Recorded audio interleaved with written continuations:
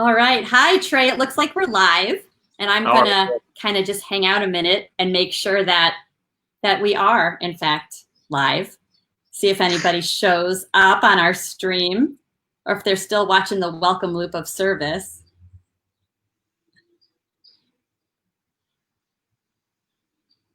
Oh, here's a couple people. Say hi if you're watching, and we'll make sure to say hi back. And I'm so glad that so many of you are starting to join us to talk to Trey. That was a fantastic message. I told Trey before we went live that I was having to compose myself at times, that it was a lot of moving stories. And it was, hi, Eric. He's a South Park Church right now, since I'm this. So yeah, I had to compose myself a few times because it was just really moving stories and also very inspiring. So thank you for that message, Trey. You're welcome. Yeah. And what I loved is that it was really easy to take away. So like to give us that acronym of like open, notice, and engage, that makes it really helpful in a time like this where we don't really get to come in contact with the same amount of people. And so to be really aware and open of what we're coming into contact with, and then noticing that, and then doing something about it. And so thank you for just that easy example of when you got a haircut. I think a lot of us are longing to get a haircut. So we're hoping that we're probably going to be very noticing what our hairdressers need when we get there. Our stylists, we're going to be listening to their every word and wondering how we can engage them.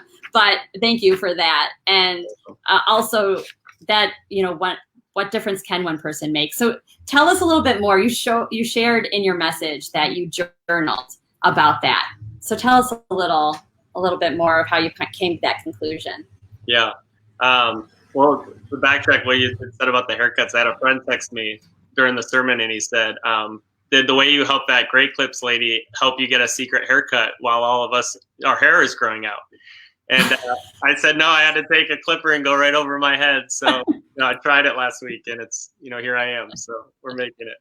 When it comes to loving the one, it's a journey I think that God really takes us all on. And to be human is to have aspirations and goals and visions. And sometimes even when it comes to our walks with the Lord, our flesh can get involved with that. And so when we look at these masses, when you go to India, you're really forced to deal with, that balance of loving the one and loving the masses. And so for my journey personally, like I said, and you had referenced as well, that journal entry in 2019, we're sitting there and you're hearing all of these just really heavy prayer requests and people that are going through really difficult things. And as you look out over the people at these gospel meetings, thousands of people, you just wonder how many of these people are dealing with these issues. And as a human in our own capacity and just the way that we get weary and naturally, to be praying for this for an hour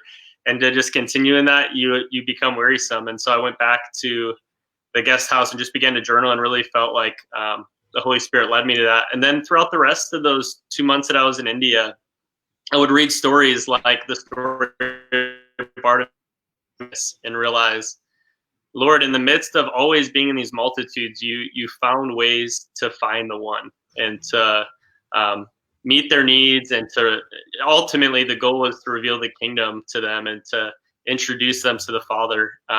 And so like Bartimaeus, not only was he healed physically, but he was sozoed, he was saved. And sometimes that's the healing of our emotions is can be just as miraculous as, those physical healings as well. So I had sent you a couple pictures, Renee, of, loving the one. And part of my journey at the back end of this gospel meeting, I had a high school boy who was my translator, and he spoke really good English. I was shocked at how good his English was. So his name was Govardhan, and he would just follow me around and translate for me. And so if you have that one picture of me praying for people, I'll kind of introduce Gordon to everyone here. See if we can see that photo. Yeah, thank you. Give me just a second to pull that up. Yeah. And so Gordon and I would walk around during the ministry time and pray with people. And Gordon, if you see there, he's the one in the red with his eyes open standing on the other side of me. And so he was just kind of translating for me, and we would spend the nights just praying for people. And while all the other kids got to go home and go to bed or go eat dinner, Gordon would just sit and continue to translate, and we became tired together and kind of just have this bonding time with each other. And the last night of the conference, Gordon and I had become really close at this point, and he gives me a gift. And he had asked me during the conference the most bizarre question. He said, "Brother," while we're praying for people, he pulls me aside and he says, "Brother, have you heard of Tom and Jerry?" And I was like, "Tom and Jerry?" And I was like, "Gordon, what are you talking about?" And so I was like, yeah, like we have Tom and Jerry, but let's talk about that later. And he kept bringing up Tom and Jerry. And I was thinking to myself, what in the world? Like, how does, why is this so important to little Gordon? And so at the end of the conference, Gordon comes up to me and he gives me a keychain. And it was just this tiny little keychain of Tom and Jerry. And I thought, this is really strange. And he said, I really want to give this to you. It has a lot of meaning to me, and I want to give it to you. And I came to find out that IREF, we do Christmas gifts for all the kids. We buy them new clothes. And then we try to throw something in that Christmas gift of a little package. And that year we had given them keychains, just some fun little keychain. And so this is Tom and Jerry. You can see my eyes are just welled up with tears. And I'm in the guest house that night, and I turn the flash on my phone and just take a selfie of me holding this little Jerry keychain, and just realize I felt very loved in seeing that he had given his only gift, really, that he had received to me. And it was his most valued gift. And we had built a connection, and that really just showed me I felt like the one. I felt like Gordon's one, that he was loving and that he was giving that to me. And it overwhelmed me. I was very emotional, and it helped me to turn around and to look at the other kids and go, how can I make a personal connection in the midst of 800 kids that live at IREF right now? And I'm not really being able to learn every name. Jesus had the same limitations as a human being. He couldn't learn every name in the multitudes. But how did Jesus interact with the one and really love them well? And so it's a journey I've been on in the midst of doing missions with IREF. And then in the States as well, when you're at 20 or 30 churches a year and you're meeting all of these different people, to have these connections of really having people in that church that you really love and you're really connected to. And so it's been just a really neat journey to learn to love the one that's in front of us. I think that's just a perfect takeaway for us. And I was also saying before we went live that, it's just we're looking around and we don't have that many people around us as we're used to.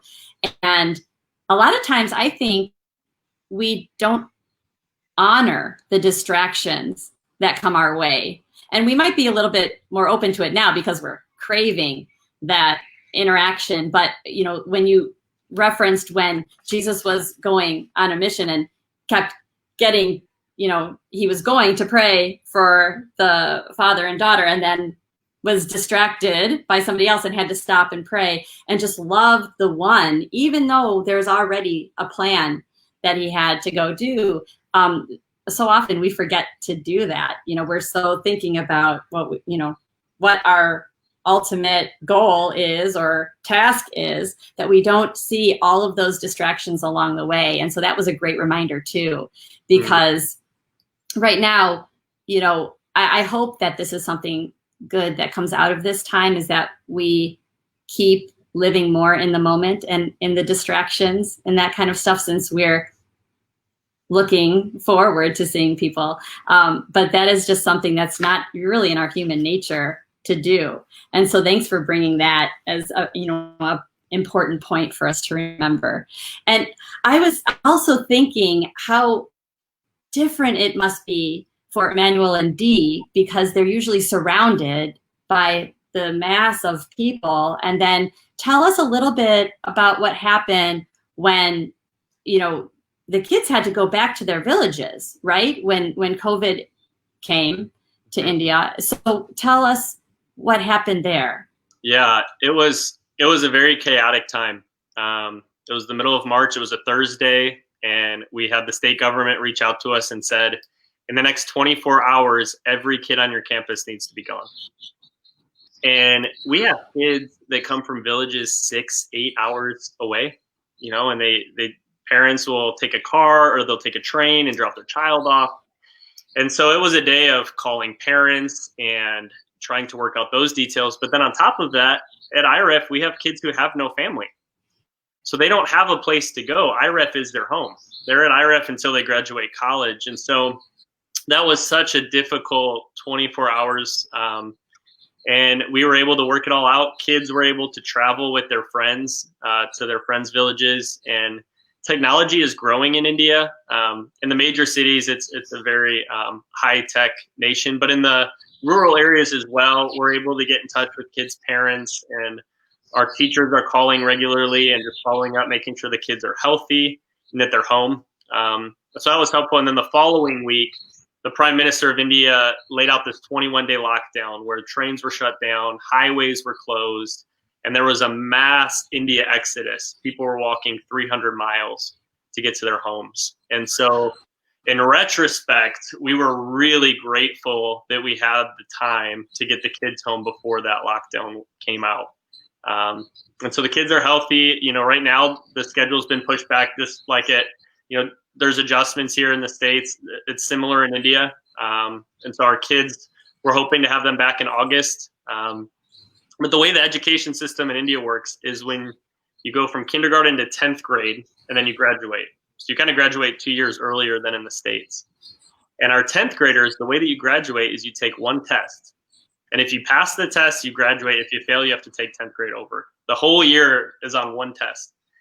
And when the lockdown happened, the kids were 2 weeks away from their test. So they were just on the verge studying to take this test.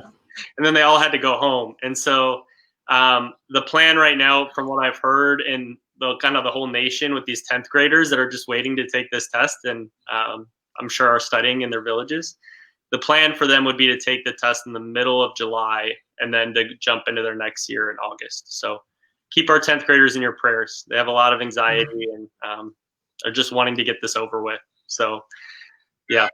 Yeah, I can imagine. And I just think of, the young man that was praying with you and just the burdens that he was hearing during those prayers and hearing. And then I think of all the kids that had to travel so far back home. And some of them, tell me if I'm wrong, might be the only ones that have heard the message of Jesus in their village, or some very few that have heard. So they're the one going to their villages and sharing. And that might be one of the blessings in this time, is that they might have been in school for these several months, but now being back home, they might have a witness there in the time that people need it the most. Yeah. Yeah, and to follow up on that, when I was in India in August, Emmanuel referred to IREF as a mission center. And I thought that was really strange. I thought, how are we a mission center? And he said that we are building up missionaries in our school as they're getting saved and baptized, and we're sending them back into the marketplace. A lot of them are getting jobs in the government, to their homes, just with their families. And during that trip, we got a call from a former student, and she said, people are coming to Christ in our village and we have no Bibles. Can you send us Bibles? And so we actually drove and delivered probably 25 to 50 Bibles for people in her village who had never heard of Christ. And she's going back now and reaching unreached people with the gospel. And we're distributing these Bibles in their own language. And so that's absolutely true. And that's something we've been praying for, that as the kids are home, sometimes what happens, and one of the reasons we have a conference right when they come back to school, is they can drift back into Hinduism, because it's such a way of life. Before you eat, there's so many rituals that are Hinduism. So we're praying that not only would God protect them from that, but that they wouldn't just be on defense and kind of guarding their faith, but that they would take ground for the kingdom, and that they would introduce many to the Lord while they're home. Those are big prayer requests that you can guarantee we'll be praying for sure. And what is one, I love that when we heard from Dee and Emmanuel, they talked about how they've been distributing tangible needs to pastors to keep them going, like rice and vegetables and other groceries to feed families and things like that. And so I love how IREF has done what all of us have had to do, is shift and change what on a dime what their mission is for that short period of time. And so how can we best support IREF right now? Like last year was so cool to be able to pick a child and say, like, I'm going to sponsor this child and help meet their needs. But now, what could we do for IREF? Yeah, we're trying to make an impact in our community and being a light. And I think it's neat that Emmanuel's vision is to really look at these farmers who had so much produce and food, and now all their stores are closed. So there's no shops, they can't make a living. And that's leading a lot of people in India in general to starvation. And so as an organization, our goal and vision right now is to distribute 1,000 care packages per month. And those care packages include a 50-pound bag of rice, vegetables, seasonings. There's a lot that goes into that package. And when we had that vision, we kind of took it as a step of faith, and we really felt the Lord leading us to do that. And so those 1,000 packages cost us about $15 per package. And if anyone feels led to be a part of that, on our website, where you click on donate, there's a purpose for COVID.2020. So if you click that designation, you want to give $15 and know that you just provided food for a family that doesn't have access to food during this time. That's amazing. And if you feel like you could do more, we would be blessed by anyone who would love to provide a care package for a family in need. That's really helpful. And I know that that's something that, a lot of our school children are receiving meals through the school districts and things like that. We're seeing the impact that providing just a meal does for the whole entire family. And so I love that we can not only do that locally, but internationally and partner with the children and the communities out in India too. So thank you for it's something that shows us that we're all alike in ways, that we're not that much different where we live and what we need. And so thank you for sharing that, those care packages, what they contain, and that we can be a part of that too. So again, down at that bottom of the screen here, irefusa.org is the website that you can go to. It's really easy to find the donate button. And are there more videos like the one right before either Emmanuel and Dee started talking or you started preaching? I can't remember when it happened, but there was that really great video about the junior college teacher. Are there more videos like that on your website? There are. We have 6 different testimonials just like Coty's, from teachers to pastors, people who have encountered the Lord, and we just thought these stories are worth sharing, and they're really encouraging. If you go to our website, there's a section, it's either media or stories. You just click on that, and you can see the videos right there. And we encourage you to check those out. They inspire me, and really they encourage me to see that God is moving, and that every tongue, tribe, nation, people group will confess Jesus as Lord. And we see these people who grew up, and I think, how in the world did God find them? And that's just the God that we serve. And so Coty is one of those, and now he's giving back as a teacher and teaching at the school. And we're just so thankful for all of those people who have dedicated their lives to partnering with us.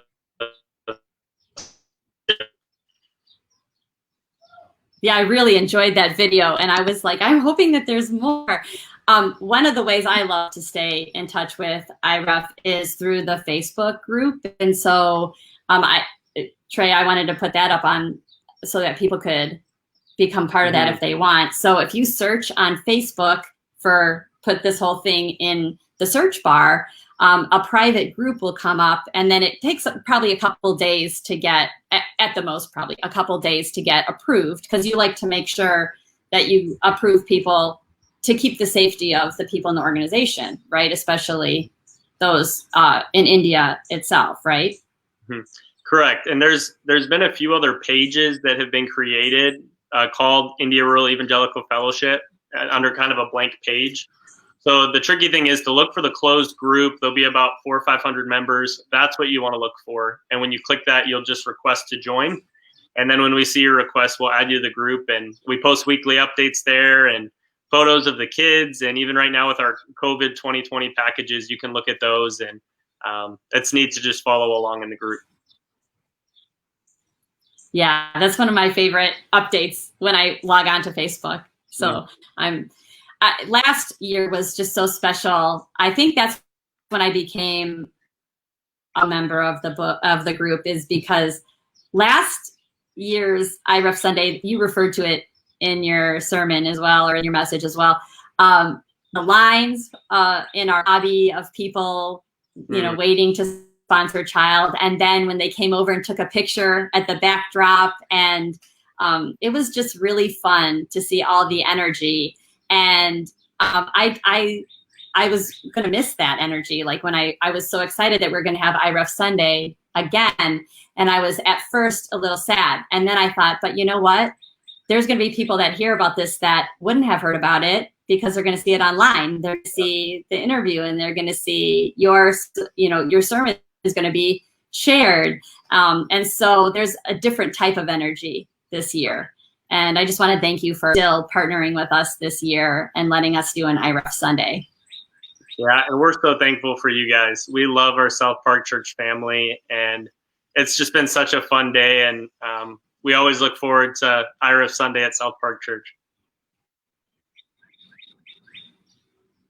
So if there's anyone that has any comments, please, we're probably going to be heading out now, but you can continue to post any comments, and we can make sure that Tre can get them, and we can get the answers for you. We just love all your encouragement that you've posted in the comments so far, and that you've enjoyed the message, and that you're joining us this morning. So Tre, I just thank you. Thanks, Meg, too, for joining us at the virtual cafe this morning. If you didn't see that, that's just kind of hanging out, so you can go back and watch that and learn more about Tre and his fiance Meg's story and how IREF brought them together. And I just want to, as always, it's a pleasure to spend time with you, Tre. Thank you for the swag, and we will drink our coffee and water out of this proudly. And thanks again for joining us. Yeah, thank you. It's been a great Sunday being with you guys. So everyone have a great day. Enjoy this beautiful weather. Be safe and be well. Bye.